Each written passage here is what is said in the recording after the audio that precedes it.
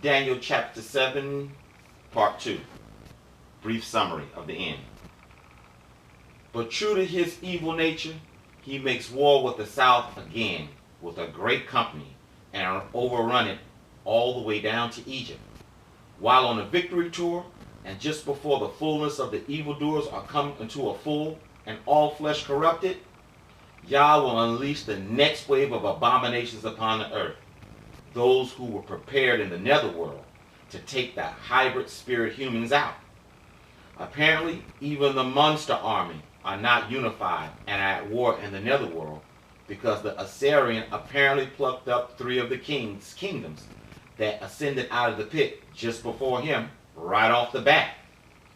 The puny people of the world freak the hell out, while their loins will be loosened when they see these hideous, gargantuan, cycloptic, human animal hybrid creatures with fat bellies, slobbering acid, looking like they got a severe case of wild African herpes, eating people like fried chicken, climbing walls like spider monkeys, farting poisonous gases, raping earth women and giving them a case of the incurable clap, with weaponry and technology the spirit of humans hadn't prepared for. Some of the puny humans ask to die, but can't, transhumanism, while others keel over and die due to the shock and awe of the things which are coming upon the earth. Question: what in the hell will you do? I think devout and serial sinners will get religion and pray to little white baby Jesus so fast, even Usain Bolt will say, damn! Am I the only person to notice water creatures washing up on shores lately who were thought to have been extinct? The weirdest looking creatures I've ever seen. Have you ever looked at a National Geographic documentary about the creatures in the deep sea? Absolutely frightful. I'm starting to believe a breach of decency and the deep has occurred, and things that are natural for the underworld are finding their way into our world. When I think about it logically, it would only make sense the evildoers will be looking for the netherworld to make a pact with them now, seeing that they already know through the scriptures they coming soon to a town near you. The northern king hears of these tidings from the east and north and is pissed and goes to do battle.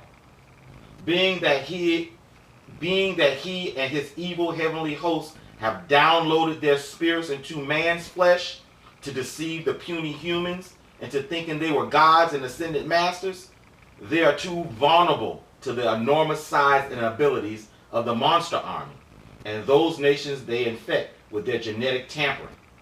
Basically, it was the same thing as that happened to the Amorites during the Exodus period. You remember the iniquity of the Amorites, the sea peoples? Well, that's another video that I did. I forgot what it was, but it was the sea peoples.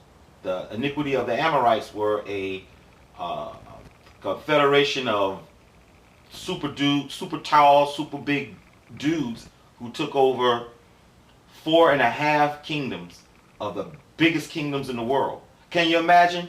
United States, China, Russia, and half of Great Britain crumbled, taken over by the same person or the same Confederate army within a 50-year period. Only the Egyptians, who half of them stayed intact, was intact enough to tell the story.